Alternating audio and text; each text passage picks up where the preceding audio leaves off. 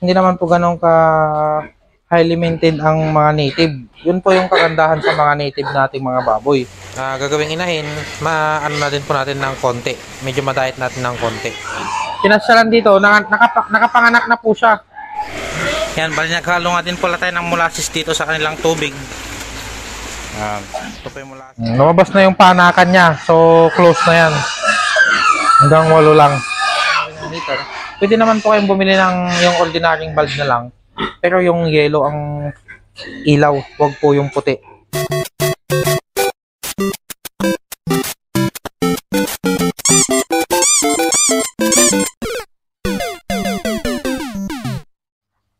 What's up guys, for today's video, bali bibisitahin nga pala natin yung ating mga native na inahin na nanganak na. Dalawa pa sila, tara.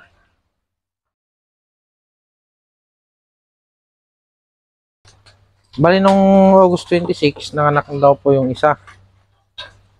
Isa nating native. Tapos nanganak pa yung isa ngayon lang. September 1. Ngayon pa lang natin makikita.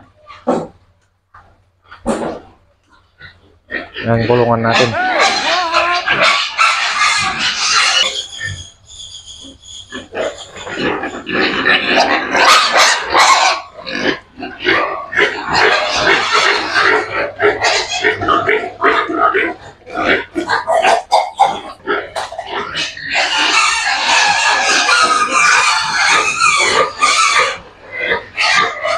Mga native nating alaga.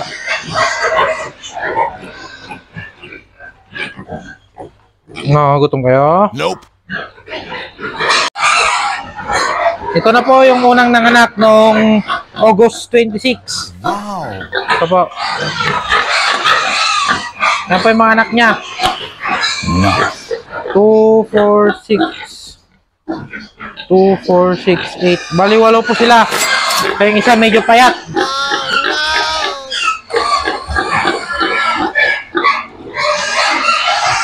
Siya po yung naunang nanganak. Bali ngayon, ito lang din yung nanganak. Itong pangalawa natin. Ayan. 2, 4, 6, 8. Bali 8 po yung kanyang anak naman itong isa. Lumabas na yung panakan niya. So, close na yan. Hanggang 8 lang.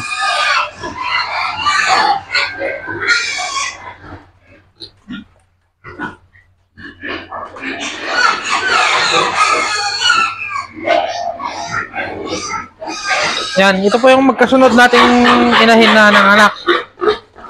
Bali, isa lang po ang kanilang tatay niyan, si TikTok. Ito lang po yung ito po si TikTok. Yan po yung kumasta sa kanila. Wow. Yan. Bali, iba nating native, hindi pa po nanganganak.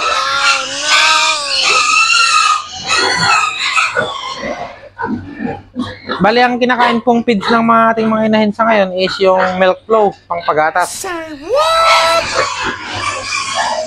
Itong mga ito po, habang ito, nung nanganak, nung nag-lechon kami nung 26, pinasyalan dito, nakapanganak na po siya. Bali, 8 po yung anak niya.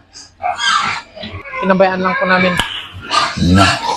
Tapos ito, ngayon lang din po, kanina umaga, bago magpakain, nakita na lang din po na nanganak na din siya. Yan. Bali dito po, siyam sila. May namatay na isa dito. Bali, siyam po sila. May namatay po na isa, kaya naging 8. Ito naman po, kumpletong 8. Buti wala pong namatay dito. Bali, sisindi po natin tong kanilang heater. Yan. Para mainitan naman sila kahit konti. Masyadong, dahil maulan po dito at malamig.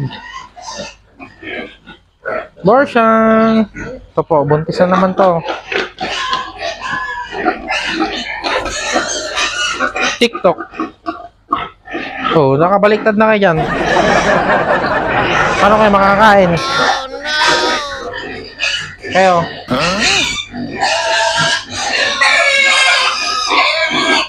Gutom tong ating siyam na mga baboy. So, pamigandahin po natin itong mga to. Bali dito sa pinapakain natin dito sa mga siyam, purong grower po to, wala pong halong toyo.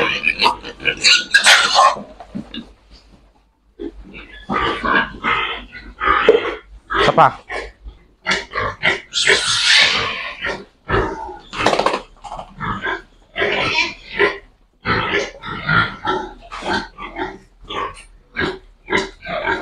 Ayan. By the month of October or November, December, sakto na po itong mga to. Ito naman pong mga to, sakto na din po to pang December, mga lechonin. Ito, tinan nyo yung mga bake. Kaparas ni TikTok. May medyas na puti. Ayan. Kasi siya yung tatay nila. Pati ito.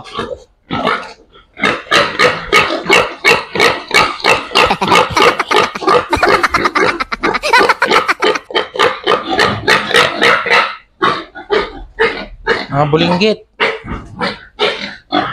Yung mga yan, yung parang puti, brown po ang kulay niyan. Pagka medyo lumaki konti, makikita nyo po yung kulay niya yan. Parang puti kasi kung tinitignan.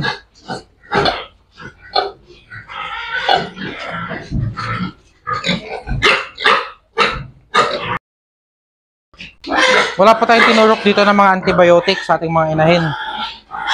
Wala po, as native lang po, pinapabayad lang po namin, at least kumakain lang po sila, ganun. Nakalimutan na nga din po namin painumin ng Latigo 1000 sa mga ito bago manganak na supposed to be dapat, para yung mapurga konti, yung mga bakterya sa tiyan is matanggal. Hindi naman po ganun ka highly maintained ang mga native. Yun po yung kagandahan sa mga native nating mga baboy. Kahit pabayaan nyo lang po sila dyan, magkasama yung bulog at saka yung inahin, mamaya magkakastan na yung bulog, mamaya manganganak na naman, hindi nyo na kailangan injectionan. Pero itong mga bake po natin is, meron po tayong mga tinuturok dyan pagka yung mga 3 days sila, iron, ganon, putol ngipin, buntot, tuli, castration. Yan po yung lang natin dahil mga biik. Pero dapat yung mga yan, kahit lang hayaan na lang sana kung nasa open farm lang po. Another blessings na naman po sa atin to. Sakto po itong mga to, pang December, sa pamasko. Sa Pasko, daming lechonin size. Nope. Mga lechonin, by December, na po yung mga yan. Today is September 1, October, November, December. May mga 3 buwan pa sila. Sakto po yung mga yan. Mga around 30 kilos to 40 kilos na po yung mga yan. O 35 ganun by December. Lalo't nagpipids po sila. Switch po natin yung heater nila para mainitan sila at malamig po dito. Bitin nyo ba? Bitin pa? Bitin? Yan. Ang gagandang pagmasdan itong mga alaga natin na mga baboy, no? Mga 40 kilos na po sila. Around 40 to 45 kilos. Dahil dyan po tayo kukuha ulit ng ating gagawing mga inahin. May mga hindi natin makukursunadahan na gagawing materialis na gagawing inahin. Yun po yung mga ibibenta natin. Pero kung mababa po sa live weight, kaya naman po natin magkatay. Iuragan na lang po natin yung kakatayin, tapos magkakanvas na lang po tayo sa mga kapitbahay kung sinong order. Dahil ganoon din po, pag mababa yung live weight, ako na lang po pinapakatay na lang po namin. Kami na po yung magbebenta ng mga dress meat niya. Ganoon lang po, dapat may idea din po kayo sa pagkakatay o sa butchery.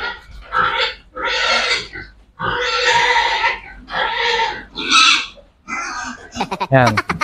Bali dito, tinatapos din po natin itong kulungan nito para maging 4 siya na cage. Parang ganon. Ganito po yung install niyan. Yung mga una nating mabibiling bake, yan muna sila, 1 buwan. Pag naka 1 buwan na po sila, lilipat na sila dito hanggang 2 buwan. Pangatlong buwan, hanggang 4 na buwan. Dito na po yung final gate nila. Hey!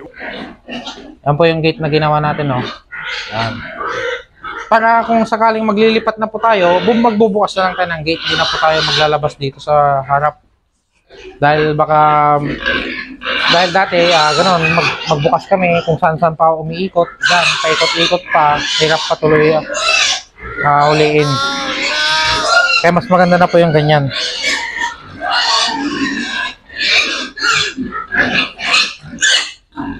Ito, buntis na din po itong native natin na to. Ano? Gusto nyo pa? Nope. Tatakaw na po sila. Itong mga bake na po yan, is pamangkin na po nila yung mga yan. Yung mga bake na po yan. Dahil ito po, itong nanay nila, saka yung nanay na isa, kapatid po nila, itong mga bake na to. Itong mga to, itong malalaking bake na yan. Kapatid po nila yan sa nanay. What? Yan. Ito po yung mga nauna niyang anak dati. Ito na po yung pangalawang parity niya. Pero yung dalawa dyan, halo lang. Yun, puti at saka yung maliit. Yan. Bali dyan, gagawa siguro tayo ng isang o dalawa, gagawa tayo ng inahin natin dyan. Yung isang brown at saka isang ito. Dahil yung nanay nila is for sale na po natin siya. Oh no! Yan. Ito, hiniwalay na din po natin yung bulog. Yan, dahil sumasampa-sampa na din po dito sa mga babae. Bali itong mga to po is hindi po high po itong mga to. Mga mistisa lang po itong mga to. Ito po yung mga kapatid nung maliit na puti. Yun. Yung kinuha natin sa bakante. Yan. Ito na yung second parity ng nanay nila. Makakuha ulit tayo ng pangbayad ng AI. Yan. Bali sira na nga po pala yung bulb natin. Ewan ko bakit hindi umiilaw. Pero sinarado na lang po natin yung tarpaulin para hindi ganun kalamig masyado. Hindi kawawa itong mga bake sa lamig. Nice. And dahil magkukompress din naman po sila mga yan para mainitan yung mga katawan nila. Pwede rin nyo naman pong gamitin kung wala kayong ganyang bulb, wala kayong ganyang heater.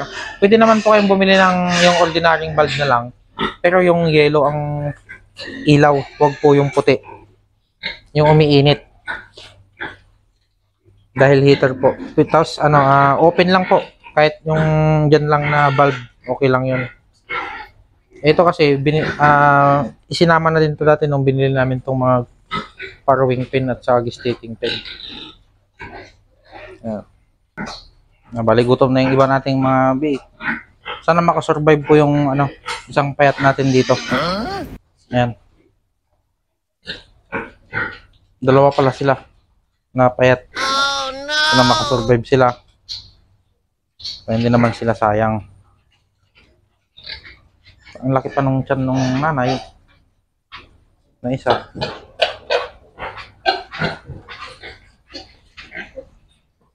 Yan.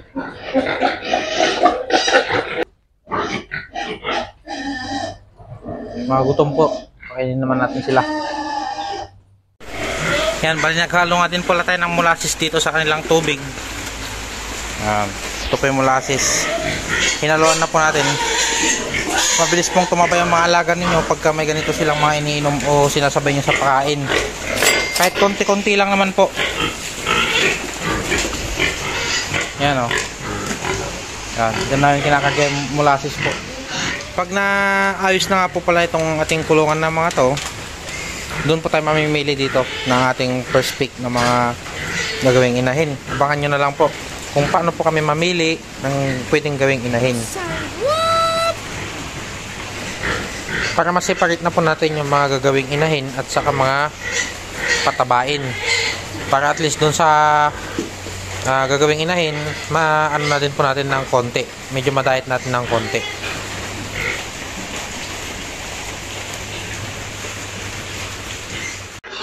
That's it for today's video. Keep on subscribing for more videos.